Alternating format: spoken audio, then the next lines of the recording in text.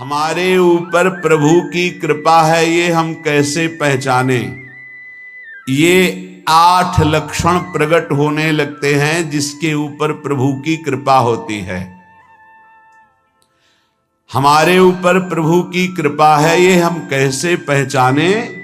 तो ये 8 लक्षण प्रकट होने लगते हैं जिस पर हरिजू की प्रियाजू की कृपा है। पहला, घोर अपराध करने वाले के प्रति भी दया की भावना, शांति पहला लक्षण है। भाव में भी पहले शांत भाव है। हमारे ऊपर श्री हरिजू की कृपा है, इसकी पहचान ये 8 लक्षण। पहला, शांति, अर्थात घोर अपराधी के प्रति भी गुस्सा ना क्षमा करना, ये हरि की कृपा का लक्षण है। देख लो भाई, घोर अपराधी शब्द तो जाने दो, जरा सा प्रतिकूल हो जाए तो लाख समझाओ पर भ्रकुटी तनी रहती है। भला ऐसा है? अपराधी पर भी क्षमा का भाव होना, ये हरि कृपा पात्र में ही होगा, अन्य में नहीं। तो अगर अपने हृदय में ऐसा लगे कि ऐसा नहीं है तो हरिजू से प्रार्थना करनी चाहिए कि कृपा करो, मेरे में सामर्थ्य आवे। दूसरा, अनुसूया, वो किसी भी के प्रति कभी भी कोई दोष दर्शन ही नहीं करेगा। दोष कथन, दोष श्रवण की तो बात जाने दो। अनुसूया, दूसरों के गुणों में दोष ढूंढना ये नहीं होता। हरि कृपा पात्र में ये नहीं होता। ये सब भजन के नाश करने वाले हैं। जैसे पहला अपराधी पर क्रोध कर देना,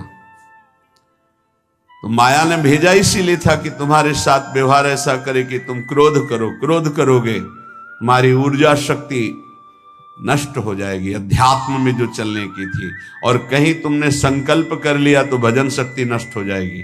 तो अगर भजन बल है तो गया, जरूर उसको दंड मिलेगा, पक्का मिलेगा, 100% मिलेगा, लेकिन आप खाली हो गए।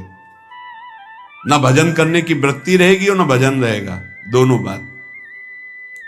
अनुसूया, किसी के सद्गुणों में दोष देखना, गुणों में दोष ढूंढना, ये हरि कृपा पात्र में नहीं होता।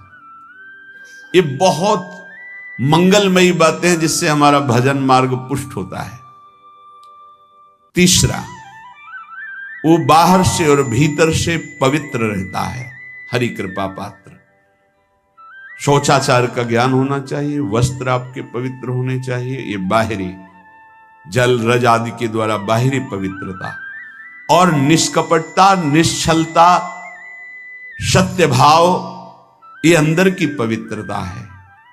अगर कपट है, छल है, असत्य है तो हृदय मलिन रहता है। भीतर और बाहर से पवित्र रहना, इसमें खास बात क्या है? भीतर और बाहर से पवित्र रहने में, भीतर और बाहर से सदैव पवित्र कौन रह सकता है?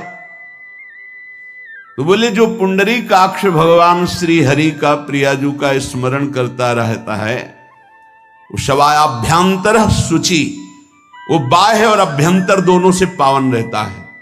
तीसरी जो कृपा का लक्षण है, अर्थात वो सदैव भगवत चिंतन परायण, शौचाचार का पालन करने वाला, बाहर और भीतर से हरि कृपा पात्र पवित्र रहता है। चौथा, ऐसे कार्यों का अनुष्ठान न करे जिनमें हमारा भजन छूटता है, जिनमें सत्य छूटता है, जिनमें भगवत भाव छूटता है। जैसे आपके ऊपर कृपा हुई, आप भगवत मार्ग में चल रहे हैं, अब आप ऐसे संसारिक कार्यों का अनुष्ठान कर रहे हैं जिनमें आपकी चित्तवृत्ति बिल्कुल भगवत विमुख हो रही, तो जीवन का लाभ क्या होगा? लाभ तो है भगवत स्मरण से। कल एक ने प्रश्न किया कि मैं खाता तो नहीं हूं लेकिन मांस की दुकान में मांस बेचता हूं, होटल आदमी, क्या उचित है? ये उचित कैसे हो सकता है? तुम और भी तो व्यापार कर सकते हो। जरूरी है धर्म का पालन करने की इच्छा करते हो, धर्माचरण करते हो, ऐसा नहीं। तो विरत बहुकर्मा, उन कर्मों से हमें विरत रहना है जो हमारे धर्म के विरुद्ध है, जो भजन के विरुद्ध है। हरि कृपा पात्र ऐसे कर्मों का अनुष्ठान कर ही नहीं सकता। अपने भजन का फल देखना भगवत कृपा पात्र के सबको प्रदान कर देना। हिम्मत है? अपने भजन, इतनी मेहनत से किया हुआ भजन, भजन होने के बाद हे प्रभु इस भजन का फल हो, सर्वे भवन्तु सुखिना सर्वे सन्तु निरामयः। यहां तो कहते महाराज एक माला रोज आपके लिए करता हूं कि आपकी बीमारी ठीक रहे, तो शेष किसके लिए करते हो प्रभु? शेष क्या? अगर इष्ट और गुरु के लिए तुम्हारा है कि एक माला करते तो फिर इतनी माला करते तो हमें क्या होगा? सब आपको दे देंगे तो हमें क्या होगा? तभी भजन का रहस्य नहीं जाना। छठवां, अपने भजन से अपने लिए कुछ भी ना चाहना और दूसरों की तो बात जाने दो, दूसरों से कुछ ना चाहना ये तो ठीक है, अपने भजन से अपने लिए कुछ ना चाहना है हिम्मत। देखो ये हरि कृपा पात्र में हिम्मत होती है।